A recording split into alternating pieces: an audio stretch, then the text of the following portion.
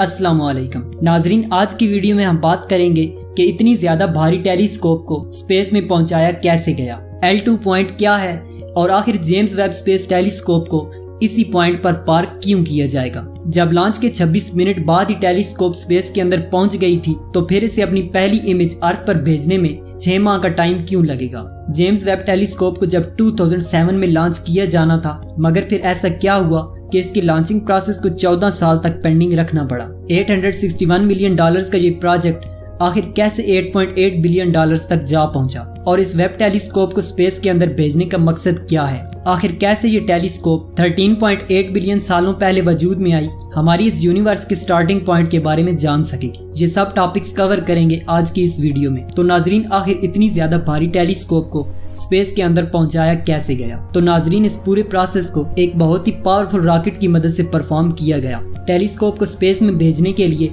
Ariane 5 rocket का इस्तेमाल किया गया था, जिसको फ्रेंच गुआना के गुआना स्पेस सेंटर से लॉन्च किया गया था। लॉन्च के सिर्फ 26 मिनट बाद ही इस रॉकेट ने 6200 किलो की टेलीस्कोप और 320 किलो की स्पेस बस को स्पेस के अंदर पहुंचा दिया था और फिर डी अटैचिंग प्रोसेस को भी सक्सेसफुली परफॉर्म किया गया। नाजरीन, अब बात आती है L2 पॉइंट की। आखिर L2 पॉइंट क्या है और जेम्स वेब स्पेस टेलीस्कोप को इसी पॉइंट पर पार्क क्यों किया जाएगा। तो नाजरीन, L2 पॉइंट को लैंग रेंज पॉइंट भी कहा जाता है क्योंकि स्पेस क्राफ्ट के लिए बनाए गए ऑर्बिट्स को 5 पॉइंट्स में डिवाइड किया गया है और इसीलिए ये 5 लैंग रेंज पॉइंट ऐसे पॉइंट्स हैं जहां पर सन और अर्थ की ग्रेविटी बिल्कुल बैलेंस्ड होती है और यही वजह है कि ये ग्रेविटेशनल बैलेंस किसी भी ऑब्जेक्ट को रिवॉल्व करने में सपोर्ट करता है। तो अब सवाल ये है कि जब 5 लैंग रेंज पॉइंट्स मौजूद हैं तो फिर वेब टेलीस्कोप को L2 पॉइंट पर ही पार्क क्यों किया जाएगा। दरअसल L2 पॉइंट वो जगह है जहां से अर्थ का उस तक का फासला 1.5 मिलियन किलोमीटर बनता है। तो इसीलिए सन की अपोजिट डायरेक्शन और नॉर्मली कोई भी ऑब्जेक्ट जो कि सन से मिलियंस माइल्स की दूरी पर होता है वो सूरज के गिर्द ऑर्बिट करने के लिए मोर देन 1 ईयर का टाइम लेता है। लेकिन L2 पॉइंट पर वेब टेलीस्कोप सन और अर्थ दोनों के साथ यूनिसॉन में होगी, जिसकी वजह से दोनों से निकलने वाली ग्रेविटी वेब टेलीस्कोप को extra boost of energy provide करेगी और इस तरह ये टेलीस्कोप परफेक्टली सिंक कर सकेगी। इसीलिए टेलीस्कोप का अर्थ से यही डिस्टेंस और लोकेशन वेब टेलीस्कोप को यूनिवर्स में कई लाइट ईयर्स दूर तक देखने में मदद करेगा। अब बात करते हैं कि लॉन्च के 26 मिनट बाद जब ये टेलीस्कोप स्पेस के अंदर पहुंच गई थी और जब ये 1 माह के बाद अपनी डेस्टिनेशन L2 पॉइंट पर भी पहुंच जाएगी तो फिर ये अपना पहला इमेज अर्थ पर 6 माह के बाद ही क्यों भेजेगी। नाजरीन, वेब टेलीस्कोप को ये सर्च करने में कि हमारी कायनात कैसे बनी कम से कम 6 माह लगेंगे, लेकिन फिर भी आखिर इतना टाइम क्यों लगेगा। तो इसकी बेसिक रीजन ये है कि L2 पॉइंट पर पहुंचने के बाद ही वेब टेलीस्कोप अपनी सर्च स्टार्ट नहीं करेगी, क्योंकि L2 पॉइंट पर पहुंचने के बाद टेलीस्कोप का लॉन्चिंग प्रोसेस या फिर ओपनिंग प्रोसेस भी होना है, जहां पर टेलीस्कोप के फोल्ड किए गए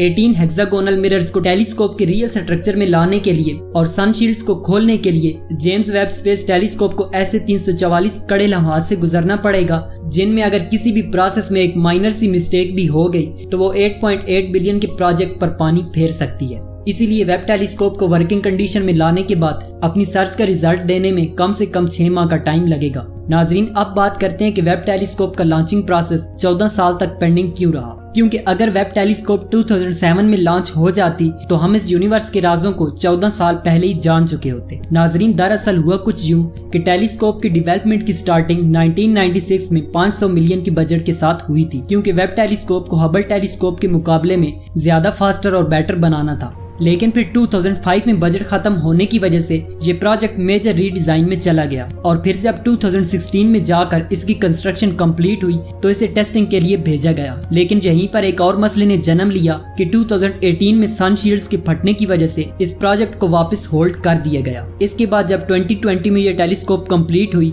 तो उसी साल मार्च में कोविड-19 की वजह से इसकी लॉन्चिंग प्रोसेस को फिर से डिले कर दिया गया। बाद में जब कोविड-19 खत्म हुआ तो लॉन्चिंग के लिए टेलीस्कोप और रॉकेट के इंस्ट्रूमेंट्स को चेक किया गया तो पता चला कि टेलीस्कोप के लॉन्च व्हीकल एरियन 5 में कुछ खराबी है, जिसकी वजह से अक्टूबर से लेकर दिसंबर तक फिर से ये प्रोजेक्ट एक्सटेंड हो गया। लेकिन बिलाखिर 25 दिसंबर 2021 में इस टेलीस्कोप को लॉन्च कर ही दिया गया और इसलिए $500 मिलियन से स्टार्ट होने वाला ये प्रोजेक्ट पहले $861 मिलियन और फिर $8.8 बिलियन पर जाकर एंड हुआ। तो नाजरीन, अब कुछ ही माह गुजरने के बाद वेब टेलीस्कोप हम स्टार्स की फॉर्मेशन से लेकर यूनिवर्स के स्टार्टिंग पॉइंट तक सब कुछ बताएगी। लेकिन अब सवाल ये है कि कि यूनिवर्स 13.8 बिलियन सालों पहले वजूद में आई थी, तो फिर ये टेलीस्कोप इतने साल पहले तक कैसे देखेगी। तो नाज़रीन, नासा के मुताबिक ये टेलीस्कोप 13.7 बिलियन लाइट ईयर्स दूर तक देख सकती है, जो कि हमारी यूनिवर्स की फॉर्मेशन के 100 मिलियंस बाद तक बनते हैं। तो इसलिए अगर हम अर्थ के ओरिजिन को देख सकते हैं, तो क्या हम बिग बैंग के बाद अर्थ को छोड़कर किसी और प्लेनेट